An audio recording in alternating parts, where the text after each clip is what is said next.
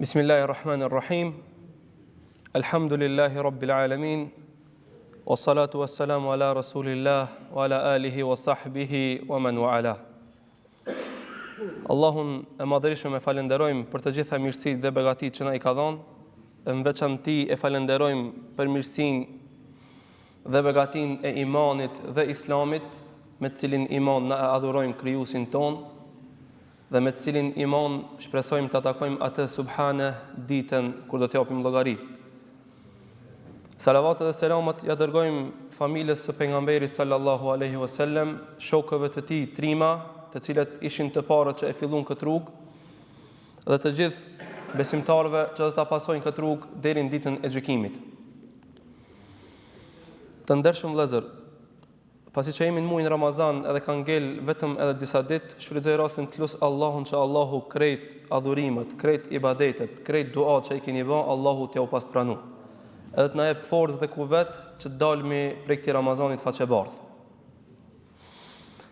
Padyshim se jetët tona janë një fush biznesi, ku edhe siç e dim se fati i përcaktuar i fitim prurjeve për dikan din tjetë non, e për dikan din tjetë njërg.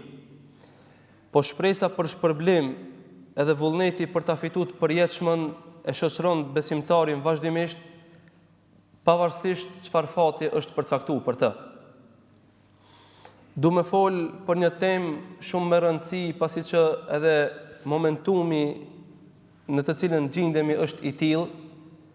Do të tregoj një hadith si hyrje, e pas këtij hadithit e gjithë tema do të sillet rreth tij, që nëse e kemi kuptuar fillimin, e kemi kuptuar fundin tamam. E nëse na ka ik fillimi, nuk kemi mundësi me i lidh gjanat pastaj. Fillimisht thot Ibn Qayimi, çdo veprim që nuk është për Allahun subhanahu wa taala është një humbje, sepse ajo që nuk çon tek Allahu është e kalueshme. E ajo që është për Allahun është e përjetshme, mbetet. Andaj në këtë kontekst shënon Imam Tirmidhiu prej Ebu Hurajrës radiallahu anhu, që Sheikh Albani thotë se hadithi është sahih, ka thonë pejgamberi sallallahu alaihi wasallam: "Men khafa adlaj wa man adlaja balagha al-manzil." Kushdo kohë që friksohet fillon rrugtimin, kuptim fillon punën. E kushdo që e fillon punën arrin tek vendi që e ka synu. Ela inna sil'ata Allahi ghaliyah. Ta dini se malli i Allahut është shumë i shtrenjtë. Ela sil'ata Allahi al-janna. Ta dini se malli i Allahit, pasuria e Allahut subhane është xhenneti. E sot, siç e kuptu, du me fol për një tregti, por tregti e bazuar në bujari, tregti e bazuar në bamirësi, tregti e bazuar në shpenzim për Allahun subhanahu wa taala. Tregti me dikë që është Khalik, krijues.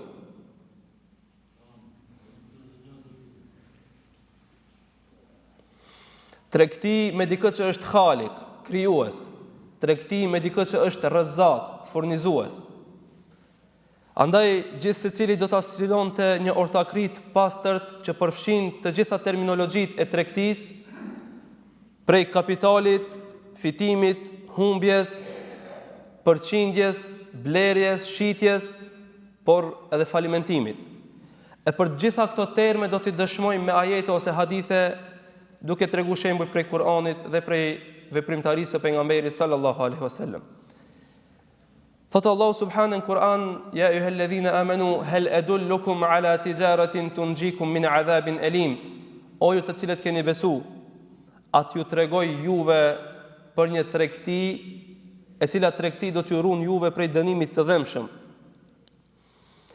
Thotë Ibn Kathirin tefsirin e këtij ajetit, në hadithin që e shënon Hakimi, Bejhakiu, Darimiu dhe Tirmidhiu, e që Sheikh Albani thotë se hadithi është sahih, duke transmeton Abdullah ibn Selami radiallahu anhu, se dikush prej shokëve të pejgamberit sallallahu alaihi wasallam e ka pyet pejgamberin sallallahu alaihi wasallam se cila punë tek Allahu është më e vlefshme, që ata ta veprojnë këtë punë dhe ta arrijnë kënaqësinë e Allahut. Në këtë moment Allahu i zbret disa ajete, e disa prej këtyre ajeteve është edhe njëri prej që e përmendëm fillim dhe që do t'i përmendim vazhdim.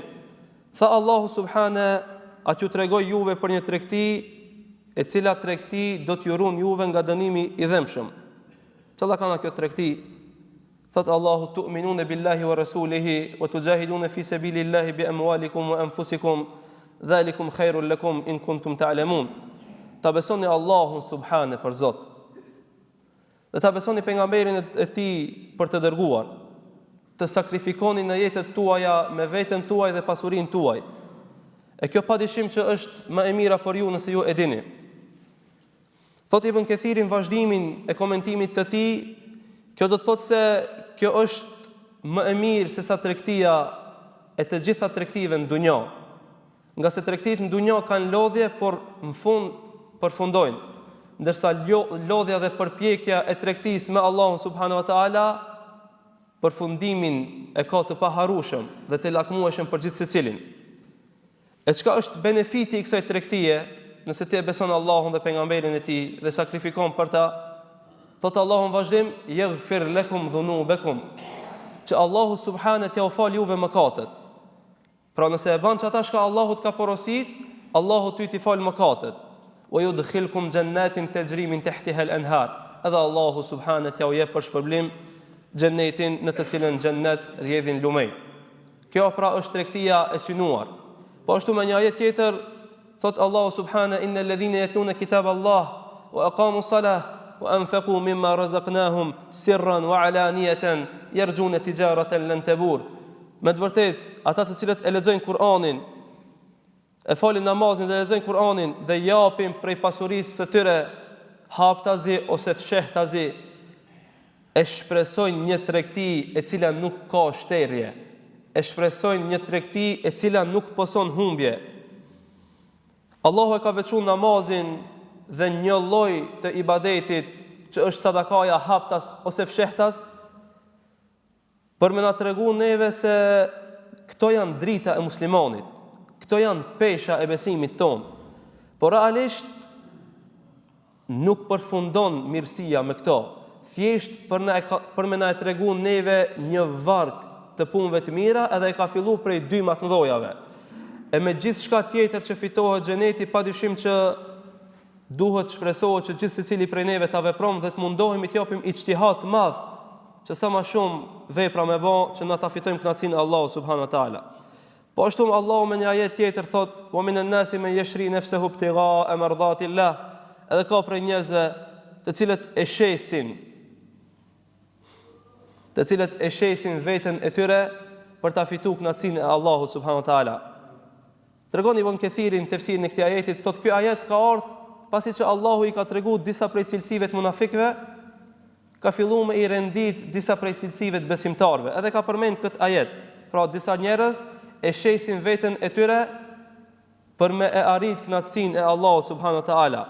Ibn Kathiri vazhdon dhe thot: Ibn Abbasi radhiyallahu anhu, Enesi radhiyallahu anhu dhe shumë sahabit të tjerë kanë thënë që ky ajet ka zbritur për një sahabi të njohur, Suhejb er-Rumi, i cili quhet Suhejb ibn Sinan ibn Khalid ibn Abdu Amr. I është dhënë kunja Suhejb er-Rumi, për shkak se ka qenë romak, siç thuhet në disa ethere, edhe ka pranuar Islamin duke qenë në Mekë.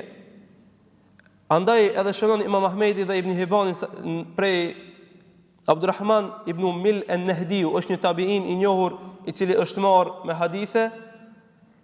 Ibn Hajeri këtë hadith e klasifikon si sahih. Thot pejgamberi sallallahu alajhi wasallam, ja tregojnë rastin pejgamberit sallallahu alajhi wasallam kur Suhejbi ka dashur me bë hijret prej Mekës në Medinë. Edhe e kanë marrë vesh lajmin Kureshët. Edhe kanë shkuar i kanë thonë Suhejbit: "Ataytana su'lukan fa kathura maluka wa balagta ma balagt." Kanë thonë: "O ti njeri, ke ardhur te na fukara, edhe tu ka shtu pasuria, ki mri deri me një derexhe ku ke mri. Thumma turidu an takhruja bi nafsika wa malik." E pastaj don me dal ti me veten tënde dhe me mallin që e ke fituar këtu në vendin ton? Wallahi la yakunu dhalik. Thënë pasha Allahun që kjo s'ka me ndodh. Edhe thot Suhejbi radiallahu anhu, ara'aytum in a'taytukum mali atakhalluni sabili, çka nëse unë ja u jap juve krejt pasurinë time çka e kam, a keni më maliru rrugën? Ato kanë thënë po, padyshim, kompromis i lehtë për mushrik, cilët nuk kanë shpresë për diçka më të madhe për pas pasurisë. Edhe Suhejbi u ka dhënë krejt çka ka posedu dhe ka dalë prej Mekës. Edhe i ka arrit lajmi pejgamberit sallallahu alaihi wasallam. Thot pejgamberi sallallahu alaihi wasallam, rabiha Suhejbun, ka shpëtu Suhejbi, edhe ka përsërit këtë vazhdimisht pa ndalë pejgamberi sallallahu alaihi wasallam. Për me na tregu neve se Suhejbi ka dhënë diçka të kësaj dunjajës, me shku mu bashku me musliman që me fitu të përjetshmën. Po ashtu me një hadith tjetër që shënon Imam Muslimi në Sahihun e tij prej Ebu Malik el-Ashariut, që thot pejgamberi sallallahu alaihi wasallam, kullu nasin yakdu fa ba'iu nafsuhu, çdo njeri del në mëngjes dhe tregton me veten e tij, fa mu'tikuha aw mubiquha, ose e çliron veten e tij ose e shkatron veten e tij. Domethënë çdo njeri përpjeket me veten e tij, duke ndjekur bindjen ndaj Allahut, duke shpresuar me hyrje në xhennet, ose duke ndjekur bindjen ndaj shejtanit dhe epsheve të tij, e kjo rrugë nuk të shpije tjetër përpos se në xhehenem. Po ashtu me një hadith tjetër që transmeton Imam Muslimi prej Abu Hurairës radiallahu anhu, i ka pyet pejgamberi sallallahu alaihi wasallam shokët e vet, e tedrune mel muflis, a e dini çka është i falimentuari? Është parashtruar pyetja çka për shumëllojshmërinë e saj, nuk ka thonë kush është i falimentuari. Kanë thonë sahabit, i falimentuari tek na është ai i cili nuk ka mall, pasuri, dinar dhe dirhem. Thot pejgamberi sallallahu alaihi wasallam, innal muflisu min ummati yati yawm al-qiyamati bis-salati was-siyami waz-zakat. Thot i falimentuari prej ummetit tem është ai i cili vjen ditën e gjykimit me namaz, me agjerim, me zeqat, por e ka shah filanin, ka fol keq për filanin, e ka ngrën pasurinë e dikujt, ka derë gjakin e dikujt, e ka rrahur dikë, edhe në ditën e gjykimit krejt veprat e këtij i kalojnë që aty me shka ju kanë bë padrejtësi, edhe ndëshkohet dhe do të hidhet në zjarr. Këtë hadith pejgamberi sallallahu alajhi wasallam, siç tregum, ka pyet, a e dini çka është i falimentuari, dhe jo kush është i falimentuari. Kjo pyetje është bë për të theksuar rëndësinë e përgjigjes dhe për të ndërtuar mbi të synimin e mësimeve. Për ta shfrytzuar kohën, duhet me ditë na se jeta, siç e tham fillim, është treg. E tregtia më e mirë është tregtia me Allahun subhanahu. Kufitimi është jeta e mirë në dunja dhe shpërblimi është lumturia e përhershme në xhennet. Tregti, kufitimi është jeta e mirë në dunja dhe shpërblimi është lumturia e përhershme në xhennet. Por padyshim në çdo tregti dunjas, në çdo biznes dunjas, na duhet me bë marrëveshje fillimisht para se me bë tregti, para se me vendos për një biznes të caktuar. Andaj edhe këtu duhet të realizohet një kontratë midis dy palëve, mes palës së Allahut subhanahu wa taala, mes Allahut vetvetiu dhe njeriu. E gjithë secili prej këtyre patjetër që kam i kallëzu kushtet e veta në biznes. Andaj kam rendit fillimisht kushtet e njeriu. Njeriu vazhdimisht angazhohet ta mbajë këtë tregti gjatë gjithë jetës për shkak të profitit të madh që e sjell, e që thamë është xheneti. E nuk largohet nga kjo tregti vetëm se i vjen vdekja. Vdekja pra ja mundson që njeriu të largohet prej kësaj tregtie fitimprurse. E dyta është që punët që do t'i kryejë njeriu duhet të jenë të përputhura me dy kushte. Kushti i parë është që krejt këto punë që do t'i pason duhet të jenë sinqerta për Allahun subhanahu wa taala, dhe kushti i dytë është që duhet të jenë të përputhura me sunetin e pejgamberit sallallahu alaihi wasallam. Dhe kushti i tretë që e paraqet pala e njeriu është që ta përhap këtë tregti, që të ban sa më shumë hisexhi në tregti me Allahun, nga se nuk duhet më kon njeri i mbyllt në vetvete, duhet më thirr edhe tjerë që me pas tregti me Allahun subhanallahu. Që xhanohet rrethi dhe gjithë secili prej neve ta ndon hisën e vet në këtë tregti me Allahun subhanallahu. Po edhe Allahu ka kushtet e tij. Po fillimisht duhet me pas parasysh se Allahu subhanahu wa taala nuk ka hiç nevojë për palën e parë. Nga se ti ai që ki nevojë për Allahun subhanahu wa taala. Allahu nuk ka nevojë për me të dhënë ty parë. E dyta është se i shumëfishon fitimin për çdo përpjekje që e bën pala e parë. Ti jep ijtihad, Allahu ta shton. Ti falenderon, Allahu ta shton. Sikur se ka përmend surën Ibrahim, "Wala in shakartum la azidannakum." Nëse ju i falenderoni Allahun për mirësitë që Allahu ja u ka dhënë, Allahu ja shton të mirat. E treta është se Allahu garanton fitimin dhe mbrojtjen nga falimentimi, por me kusht që të respektohen kushtet e marrëveshjes, që ato që i folëm pak më parë. Allah i fal gabimet e ortakit të vet në tregti, nuk fshir hall Allahu subhanahu. Edhe kushti më i rëndësishëm që është se tregtia me Allahun asnjëherë nuk pason humbje, nuk pason shterje, sikur se i përmendëm në ajetet e mëparë. Andaj, kush don me hyn këtë tregti me Allahun subhanahu wa taala? Çdo adhurim dhe vepër e mirë është tregti me Allahun. E fitimi i garantuar është xheneti i Allahut subhanahu. Po kjo tregti padyshim që e ka fikhun e vet, i ka rregullat e veta. Prej rregullave është sinqeriteti. Allahu e pranon vetëm veprën që është e sinqertë. Nuk ka kompromis me Allahun duke mos pas sinqeritet plot në zemrat e njerëzit. E dyta është niyeti, se me çfarë niyeti e nis me bë tregti me Allahun subhanahu wa taala. Nuk ka mundësi dikush që niyetin e vet nuk ka ditë me ndreq një kontratë me Allahun subhanahu wa taala. E treta realisht është ruajtja e veprave të mira, që këto vepra që ti din mi bën për Allahun, me thonë mos me ditë me u kallëzu krejtve, po me majtë për vete. Edhe e katërta dhe e fundit e këtyre rregullave është mbrojtja nga shkatrimi i veprave, mos me umbur me veprat e tua para njerëzve,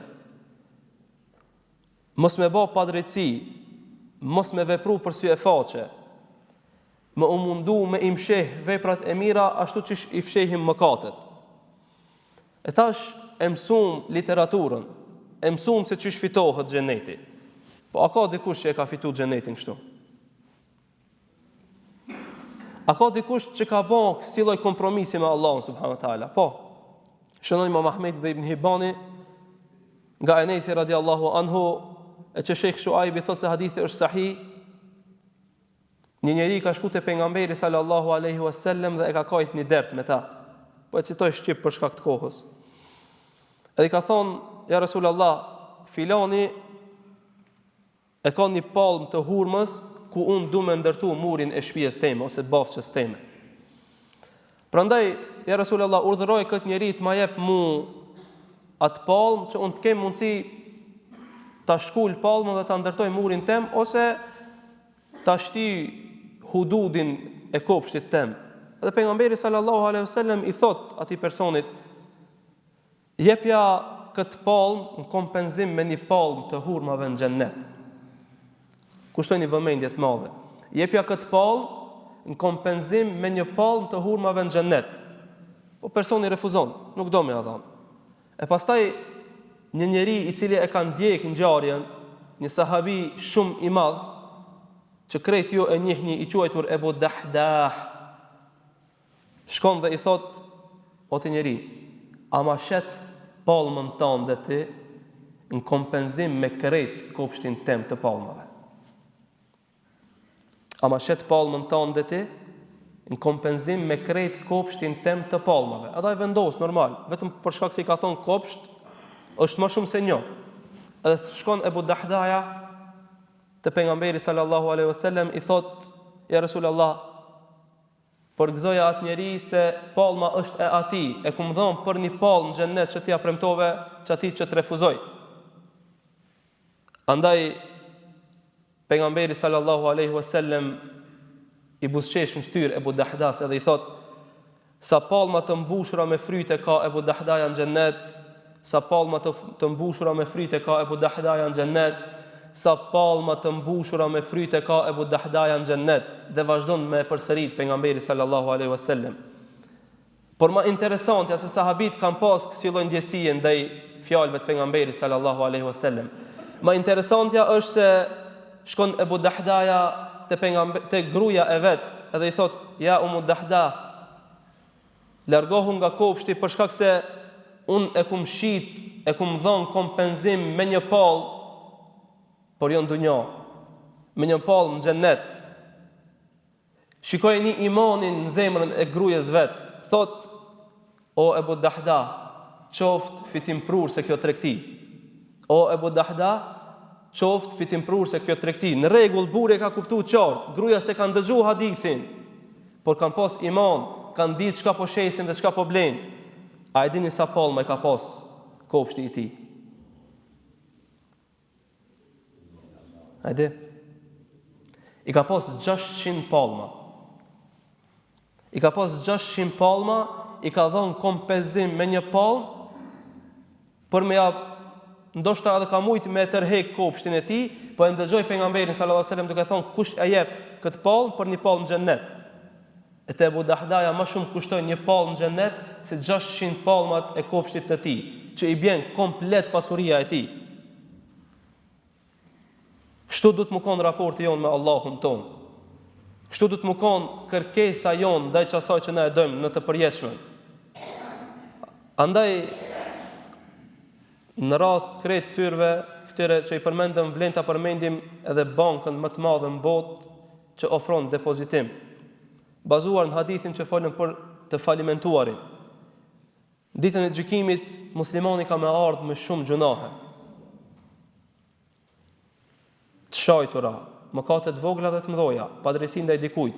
Andaj duhet që muslimani të mundohet që sa më shumë të grumbullon, sa më shumë depoziton vepra të mira, që të mos jetë prej të falimentuarive që do të vinë me namaz, me agjerim, me zeqat ditën e gjykimit, por padrejtësi dhe veprat mëkatet e këqija që i kanë bë, t'ja randojnë peshorën atij dhe mos të ketë mundësi të hyjë në xhennet apo të ndeshkohet vetëm për shkak se s'ka ditë me i rendit mirë se çka po kërkon. Andaj shembulli i 600 palmave me një palm mjafton për me qenë edukues në jetën tonë. Na edhe nëse nuk i kemi 600 palma, edhe nëse nuk kemi kopshte, edhe nëse nuk kemi banesa me dhon, edhe nëse nuk i kemi 50 euro me dhon xhep, Allahu edhe me pak hin tregti. Nga se thamë në fillim, Allahu hiç s'ka nevojë për ty realisht. Po Allahu për shkak se është shumë i fortë, wallahu huwal ghaniyul hamid. Allahu është më i pasuri, është i vetë lavdruari, nuk ka nevojë Allahu për kërkan, Allahu mundon me ta ngjit dorën. Andaj ngjitja dorën vetit, duke kërkuar prej Allahut shumë. Krijoje ose modifikoje një organizim të veçantë, për shembull në Ramazan, fol fjalë të mira, lezo Kur'an, dhikr, bamirësi, ndihmoj dikujt, ban dua për dikën, nga se duaja e bën për dikën me laçë thënë amin për ty, e kështu me radhë, vepra të mira ka sa dush që kanë fol hoxhallar vazhdimisht. Andaj e mendova ta flasim këtë temë në Ramazan për shkak se Ramazani është mundësia më e artë për me reflektu dhe për ta përfilu plan programin se çysh na kemi me hin xhennet. Andaj lutim Allahun subhanahu wa taala që Allahu të na jep xhenetul firdausin. Nga se thot pejgamberi sallallahu alaihi wasallam me një hadith: fa idha sa'altumullaha fas'alul firdaus. Kur ju të lipni Allahu subhanahu wa taala, lipjani firdausin. Neve na mëson që me pak muslimani mos mu mjaftu, tash Allahu subhanahu, po me lip firdausin. Innaha a'la al-janna wa awsat al-janna. Është xheneti më i lartë, edhe është xheneti më i mesëm. Lutim Allahun që Allahu na jep sukses prej tregtive që na i bëjmë me Allahun, na jep fitim e në fund na jep xhenetul firdausin. Aqulu qawli hadha wastaghfirullaha li wa lakum fastaghfiruhu innahu huwal ghafurur rahim. Walhamdulillahi rabbil alamin.